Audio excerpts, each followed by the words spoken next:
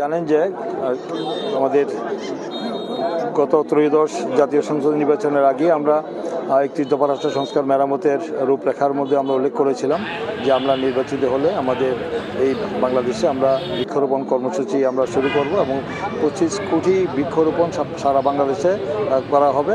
সেটার অংশ হিসাবে আমাদের নির্বাচিত হওয়ার পর আমরা জানি যে আজকে এই 1 এপ্রিল আনুষ্ঠানিকভাবে সড়ক জনপদের উদ্যোগে এবং তাদের তত্ত্বাবধানে আজকে আনুষ্ঠানিকভাবে আমাদের শুভ উদ্বোধন হচ্ছে মানে বৃক্ষরোপণ কর্মসূচি।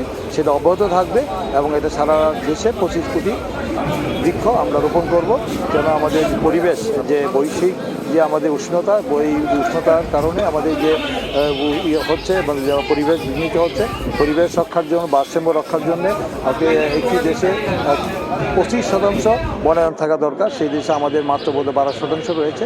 তাই আমি মনে করি যে আমাদের এটা খুবই গুরুত্বপূর্ণ এবং এই গুরুত্বপূর্ণ কর্মসূচির অংশ হিসাবে সেটা অব্যাহত থাকবে। আমরা জানেন যে নির্বাচনের পূর্বে দেওয়া প্রতিশ্রুতি এবং আমাদের ইস্তাহারে যে আমরা বলেছিলাম যে আমরা নির্বাচিত হলে আমরা যে কাজগুলি আমরা করব, তার মধ্যে আমরা জানেন যে এই প্রায় 40 দিন হতে চললো এই সরকারের বয়স। এর মধ্যে কিন্তু উল্লেখযোগ্য আমরা দাবি আমরা করেছি, মানে বাস্তবায়নের কাজ শুরু হয়েছে, দৃশ্যমান হয়েছে। আপনারা জানেন যে ফ্যামিলি কার্ড ইতিমধ্যে আমরা বাস্তবায়ন করার জন্য কাজ শুরু হয়েছে।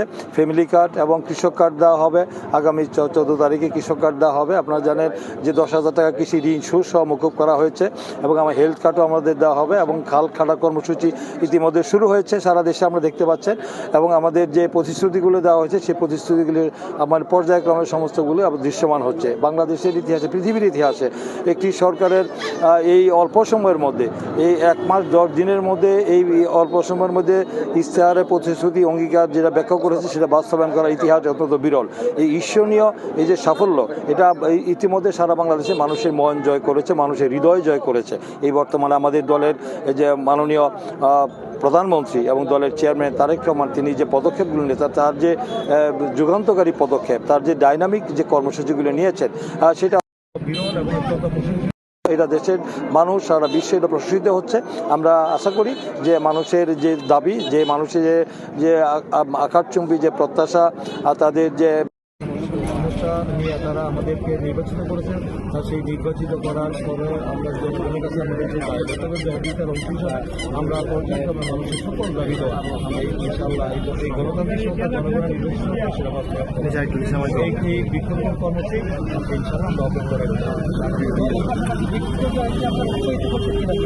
অবশ্যই এটাকে যেমন আমাদের মহান স্বাধীনতার ঘোষক গণতন্ত্র প্রবক্তা আধুনিক আমাদের রহমান বীর উত্তম, তিনিও কিন্তু তিনি যে গ্রামে গঞ্জে হেঁটে বেরিয়েছেন এবং তিনি উৎসাহ যোগাইছেন এবং তিনি বাড়ির আঙ্গিনায় এবং গৃহিণীদেরকে আপনারা ওখানে সবজি লাগান, চারা লাগান, গাছ রোপণ করেন এবং বৃক্ষরোপণ করেন, এগুলো উৎসাহিত করেছেন এবং তার যে প্রদর্শনী ব্যবস্থা করেছেন, তার বৃদ্ধ শরীর, তার